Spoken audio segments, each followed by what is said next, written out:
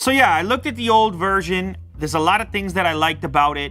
It obviously was very gamer focused. This one will be the same, but what's really interesting here is that this time around, it appears to be non-negotiable that this is like the spec champion. This is the ROG Phone 2. Look at this. What an unboxing experience. It's so flashy. Like I said, it's gonna be hard to even throw that box out. First thing you see on the top, at least the way I opened it, is actually this cooling unit. How wild is that? You open this up and you reveal this pattern here when it goes on. Ooh, slides out like that. It's got some weight to it. It's no joke. This thing apparently has a 120 hertz OLED display. Is that correct, Will? Is that the spec? That's ridiculous. Got the OLED, which you want, and you got the refresh, you get the 120 hertz. Can't see too much, but you do see something that's very promising straight away, which is these front-facing speakers. See this little vent along the top with the copper finish? You know what kind of zone you're in. 48 megapixel quad Bayer. It's a 2-camera unit. I believe they have added a wide angle touch shoulder buttons there. Of course, you can map those to your favorite shooter and get a much more ergonomic grip on the device. You still have a dedicated headphone jack on the bottom. Type-C connector, which interestingly enough is off to the side. That is a very uncommon location. All right, what do we have? This is, oh, it's a case of some kind. So this is obviously different from the extra case that was included in our package, which is probably an accessory after the fact. It's got this angular design carrying the same theme through it. So it's somewhere between a case and a bumper. You still see the beautiful glass design underneath. Braided USB Type-C cable over here. Not gonna get so tangled. Plus it just has like a certain premium kind of luxury feel to it. Max 30 watts. Wow, 6,000 milliamp hour battery. That is pretty awesome. Otherwise, we got a little front-facing camera in this location right there. You know I'll be testing the selfie in a moment. I'm realizing looking at this that actually these lines in it, they change colors as it shifts light. Do you see this? So see how it's like pink, yellow, green. Look at that. Let's take a look at some of the extra stuff. So this is the mobile desktop dock. This is gonna be, I guess, the home, the hub for your device. It's got a dock. Oh, that's what that rubber thing was covering. So that will pop in like that, and that's what your dock look is going to be. So this could be on your desk. This thing has more ports than my actual laptop at the moment. That's an SD card slot, a USB source pass-through of some kind. There's a display port, Thunderbolt 3 by the looks of it, 4 USB-A ports. You have an Ethernet jack, another display port, an HDMI port, an audio out port, and a microphone in port. I think they really intend for you to have this thing docked, keyboard, mouse, and then a monitor display here. And just like, why even have a computer? So yeah, I mean, you put a keyboard and mouse on some PUBG, I don't know how good you are. Are you substantially better? But take gaming out of it, just productivity. This is cool on its own. This has an active cooling fan in it. Crazy what they're thinking about over here. I just realized that this fan adapter has a headphone output and a Type-C pass-through. Okay, next up, it's another dock. This is the Twin View dock. It comes with a fancy case. Oh, wait a second. I remember this thing. That's a display up there. It's another display. The phone docks here like this, and you get a dual display setup. It's also got a fan in it because when you're gaming, man, you gotta stay cool. Then it comes down and it locks in place, and this is your package. 15-year-old me is pretty amped up. This is too cool right now. The screen portion has probably for volume, I assume volume up, down, and a power switch. Holy moly, this is the most comprehensive phone unboxing I think ever in Unbox Therapy channel history, but it kind of makes sense because it's probably the most comprehensive phone ever. All right, so this is the WiGig Display Dock Plus, and this is the plug and play fast Ethernet network connection. This is going to be wireless, obviously, as the name implies. So this one has the HDMI on the back end, USB-A port, power, and a power switch. This is going to wirelessly be able to transmit to your display or television. That's pretty cool. I guess this particular adapter could plug into the USB on this port and give you a wired connection for something even more reliable if you choose to use it that way. So holy moly, that is a lot. Oh, I'm not even done yet. This one is what probably most people are interested in. The Kunai gamepad. There's some kind of samurai thing going on. Bonus points. Beep, beep, beep, beep, beep, beep, beep, beep, beep. This is where the gaming really takes off, because now you got tactile controls, and maybe hardware like this encourages game developers to take advantage of it, start to put out some titles, some really compelling titles for mobile, because now people can interact in these types of formats. This is also quite Switch-like. Does this not bring you to the, the Joy-Cons dock in there? A super long Type-C cable, because I suppose the intention here is you're going to play for hours and hours. You might actually just want to stay plugged in, so you never have to worry about battery life. So they put a long braided Type-C cable in this package. How is this all going to go down? I see a Type-C port over there, like so. Still got your cooling, still got your RGB. Now you got these 2 channels on the side you can slide the controllers into. So I assume it goes like 1. Whoa. And like 2. Look at you. Wow. You're starting to think of your phone more like a game console, like a portable game console, and less like a phone. It is still a phone, a very powerful phone. Of course, you're going to pop it out and use it like a phone, but in this moment, you're not going to be thinking phone. You're probably going to turn off your notifications and get right into it, because you got R2, you got real shoulder buttons, you got real triggers. Touch controls simply can't compete with these types of controls, especially for certain types of games. I'm just so curious. The cooling still clips on. Check you out now. Who are you? You just popped this out of the bag? You finished your homework? You're like, here we go. Ha ta ta ta ta. Pop, pop, pop, pop. You know what I'm saying? Mom, I finished my homework. Wow, look at those buttons. It's got M2, M1. These little extra, almost like scuff. Like on a scuff controller, like scuff buttons. Oh, also almost missed this. There's a headphone jack at the bottom right there. No release. Just pop it like that. All right, now these guys on this controller, bam, bam. Now watch, I'm gonna show you something here. Watch this. Boom, boom, boom, right? Boom, to the display. And don't miss a beat. Now you're comfy. And actually, I like this even more. The triggers on this are legit triggers. Look at that. So what is it? What else does this have? What? For that reason, look at that. A little USB dongle, which hides in the controller. It's almost too much to cover in one video right here. Options for connectivity as well. Bluetooth, USB, and Wi-Fi. You know what? It's not even over there, because how about this on the go? Boom, boom, up, boom. On the go. Boom, boom, see ya. It's too much for me to keep it all together. It's all too exciting. Okay, last accessory, because this has turned into a saga, this video. This case is solid and sturdy, and it's all that's in the package. Installation, let's see. Boom.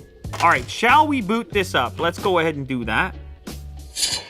Ooh, solid rumble, bit of sound. All right, so the authentication here, looks like there's a few options. You have face recognition, setup fingerprint, or typical PIN.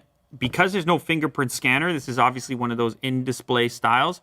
And face recognition, by the looks of it, I don't see any heavy face unlock hardware in the top beyond the front-facing camera. I'm guessing it's an optical style. Okay, so registering fingerprint, pretty standard stuff. Let's try this. Ooh. Now, this is the air trigger setup. As I mentioned previously, those shoulder buttons, I guess they call them air triggers. Set up air triggers, squeeze force level to turn on X mode to automatically optimize performance for gaming. What you're looking at here is the kind of gamer-focused skin. You can see some of the icons. It looks like it actually has Asphalt 9 pre-installed. But I've been told, at least Willie Doo tells me, that there's also going to be a stock Android version of this device, which I think opens it up to an entirely different market of people just looking for the crazy, powerful specs, maybe not necessarily gaming-centric.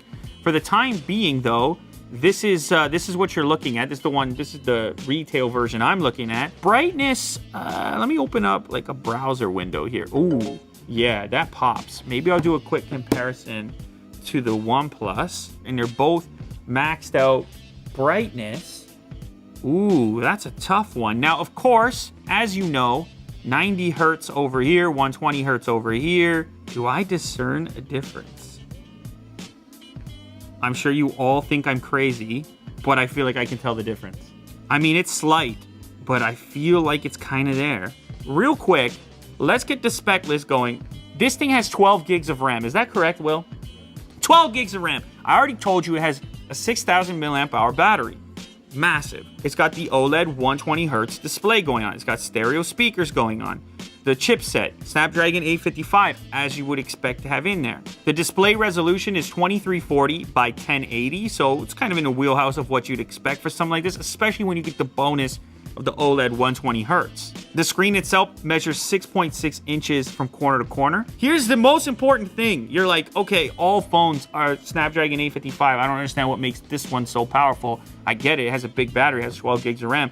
It's actually overclocked because of the thermal components, engineering, venting. Apparently, this thing out the gate is overclocked for performance.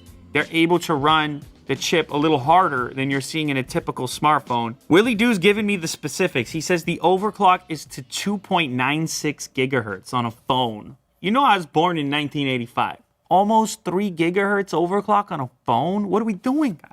Let me boot up a little YouTube right quick. So we will launch into a recent Lou Later episode here. Okay, not super loud yet. Let me... Video presentation, Elon Musk, affiliated company. It has an outdoor mode. It has a smart volume mode.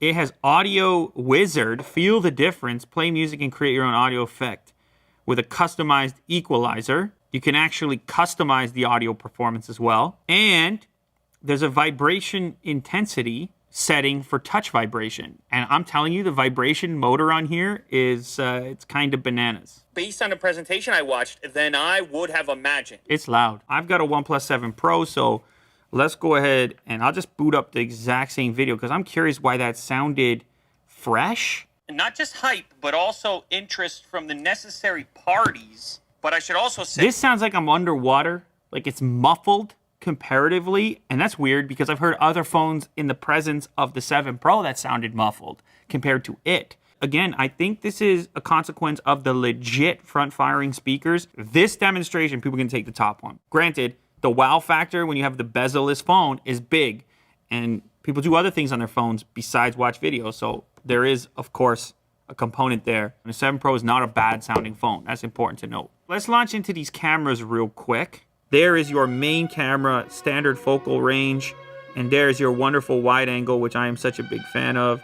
And of course, it creates a totally different atmosphere. Wide angle is useful for capturing a frame with more stuff in it. So you have typical range and you have wide angle. You know, that is a pretty nice looking photo. My finger in the preview was completely blown out and it got the detail back in the auto HDR functionality. So the camera looks like they took it into consideration. This is an early version of the device. The software may change. That and the fact that they added the wide angle, for me, makes this phone a lot more compelling as a daily driver type of smartphone. But there is an auto HDR by default, so we'll see what that does to my face. It softened my skin up. You see, this is what I'm not looking for. I'm not trying to be pretty.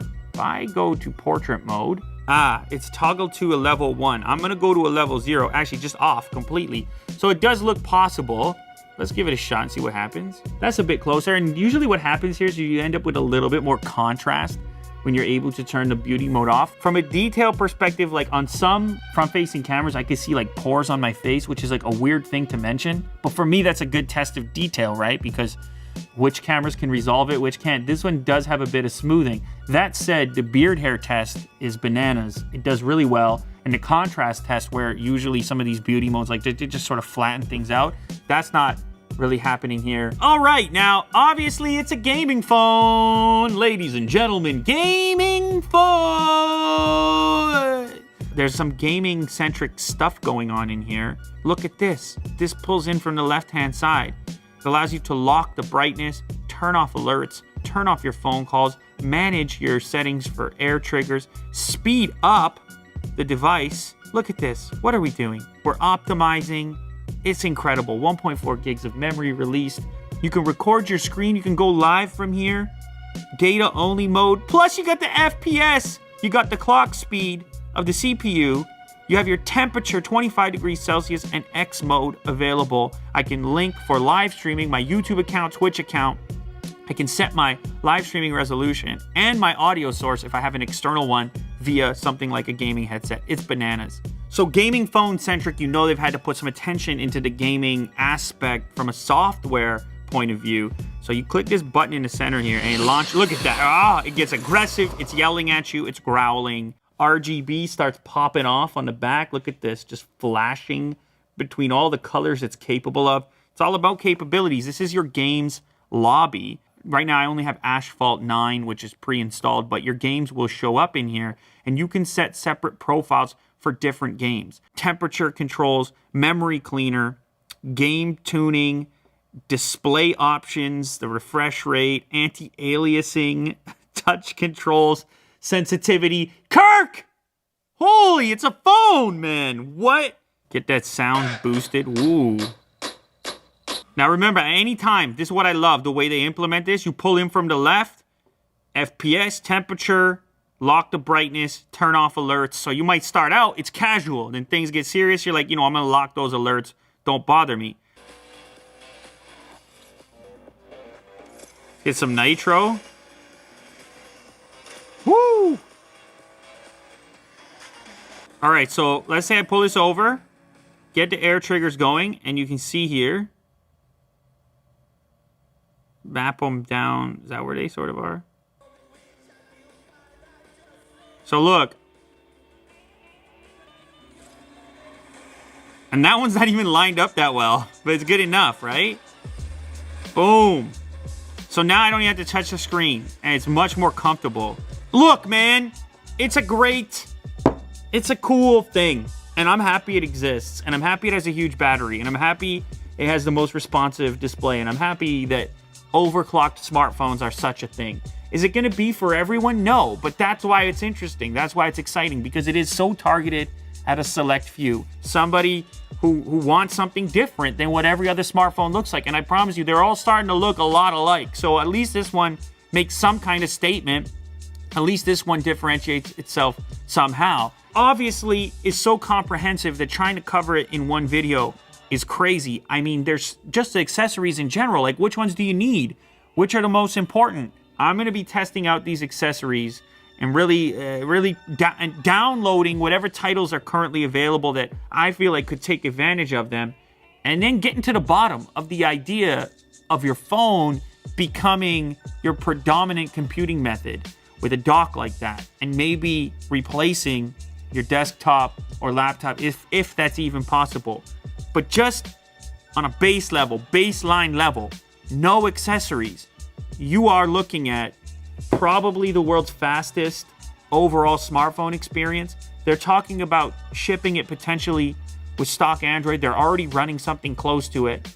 They're overclocking the most powerful chipset that people are looking for in smartphones. They hit it with 12 gigs of RAM. They gave you a 6,000 milliamp hour battery, and then on top of it all, a 120 hertz OLED display. So even for people who don't care for the styling, you have to be paying attention. It's probably the world's most powerful smartphone.